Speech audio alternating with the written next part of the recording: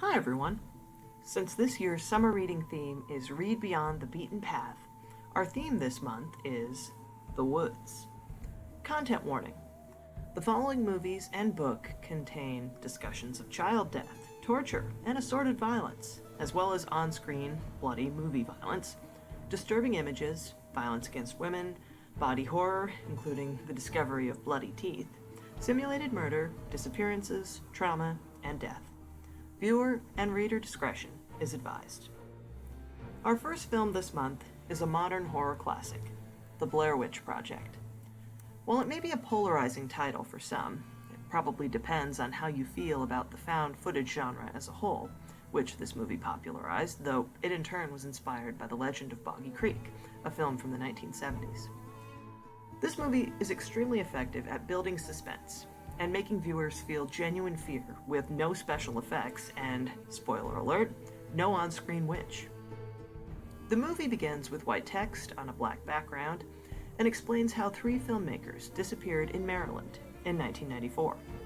The footage that was discovered a year later is the movie, and it begins as 3 college students, Heather, Josh, and Mike, record footage for Heather's project, a documentary about the legend of the Blair Witch. They interview people in the town of Burkittsville, Maryland, stay overnight in a hotel, and then venture into the woods to camp. The first part of this movie shows how Heather is trying to tell the story of the Blair Witch, and there are several very creepy tales about her. The one told by the first few interview subjects concerns a man in the 1940s who murdered several local children, either because he was compelled by the Blair Witch or because he simply resided in the woods where she once lived. One woman says simply, "I don't go up there," referring to the woods. And though she's cheerful, the toddler with her who yells, "No, no," is a bit of unscripted creepiness. The story of the murderous man is certainly unsettling, especially the detail that he made kids look into a corner of the basement while he murdered others, so their eyes wouldn't be on him. So too is an interview with Mary Brown, an eccentric local woman who claims to have seen the Blair Witch as a child. She was, in Mary's words, a woman whose feet never touched the ground. The Coffin Rock scene is also disturbing because here, Heather tells the story of a group of men who were discovered decades before after being murdered, tied together by their intestines. There were also strange symbols carved into their skin, and based on the scene, it was clear to those who found the bodies that they had been disemboweled and disfigured while they were still alive. Of course, people in horror movies, especially documentary-style movies, never realize that the stories they're being told by locals are foreshadowing, omens of terrible things to come. After our trio leaves their car and hikes for a while before camping, things go relatively smoothly at first. They reach their destination, a cemetery in which graves are seemingly marked by small piles of rocks. They set up the tent, make a fire, and have dinner. But while filming at night, Josh knocks over one of the piles of rocks, and after this, everyone hears strange sounds in the woods at night, as if someone or something is outside the tent. Soon, Heather, Josh, and Mike are very lost. As someone who has watched this film repeatedly, I will be the first to admit that scenes in which the trio argue about being lost are something I fast forward through. Honestly, this movie could have been half as long and just as scary. For the purpose of having a story, I understand why these scenes exist, but they aren't nearly as gripping as the scenes at night. Eventually, Mike reveals that he threw away the map some time ago. This is after they've been in the woods much longer than they intended, and though Heather and Josh are initially angry, their rage turns to panic and abject horror when they find the same log they crossed days before. Clearly, they aren't just lost, they're traveling in circles. Something won't let them leave the woods, no matter how far they walk or how loudly they yell for help. The most effective parts of this movie are the nighttime scenes. Each night, things escalate. Strange noises in the woods eventually turn to the sounds of children laughing, a baby crying, and then hands actually pounding on the tent from the outside. Little happens during daylight, though the trio eventually finds a grove of trees in which strange humanoid figures have been left hanging like mobiles from branches. Heather keeps filming, even when Josh and Mike ask her to stop, and Josh, when he turns the camera on Heather, admits that he can see why she does it. It adds an element of unreality to their situation.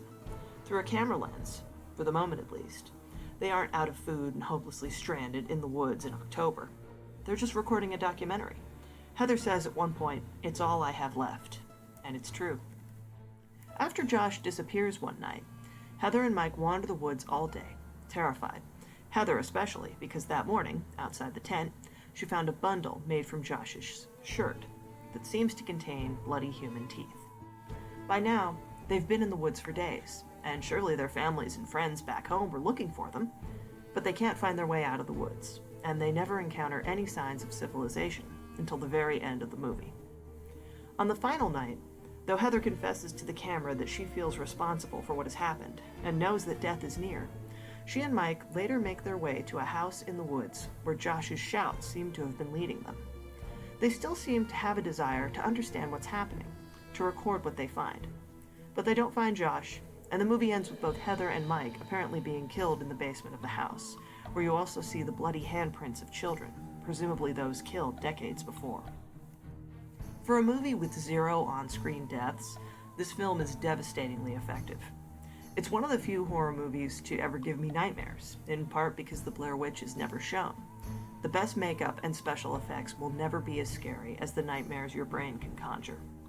And as someone who's been camping many times in my life, I can confidently say that if someone started pounding on my tent from the outside in the middle of the night, I would definitely be scared. No found footage horror movie has ever equaled this one, and while it may not make you want to rush out and go camping, I will say that I, for one, have yet to be murdered in the woods by supernatural forces. I give this movie 4 out of 5 humanoid figures made of sticks. Our next film this month is the aptly titled Don't Go in the Woods. A band consisting of Nick, lead singer and songwriter, Anton, Johnny, Carlo, and Robbie have come to the woods to camp and hopefully write new songs. They ignore the sign that says "Don't go in the woods" because of course they do. Their manager Carson follows them, but is quickly murdered. When Nick finds a cabin while collecting firewood with Carlo, he mostly ignores the tools and weapons inside, though he does destroy his bandmates' cell phones, thus hoping to limit distractions. This is obviously not a healthy thing to do in any sort of relationship. Soon, the young musicians are joined by several young women, including Johnny's girlfriend and Nick's ex. Nick is furious, but everyone else has fun drinking around the campfire, though eventually, a woman named Charlotte gets so irritated with Carlo's flirtatious ways that she and her friend Georgia leave to stay in a hotel. They manage to walk back to their car, but are murdered before they can drive away. So far, you can't see who the killer is. Nick wakes everyone up early the next day, and he really wants the girls to leave. Anton walks the girls to their van, but the battery's dead, so they all return to camp. At this point, between the broken cell phones and assuming that Charlotte and Georgia may be sleeping off a hangover, no one realizes that anything is amiss. Though Nick talks to Ashley, his ex, and they seem to make up, he soon leaves to write music, and the band continues to work into the night. Nick also takes the girls' cell phones and destroys them, which again is extremely unhealthy and controlling behavior. Have you guessed who the killer is yet? Anton finally has had enough of what is clearly a hostile work environment, and he leaves, which makes Nick angry, just like most things do.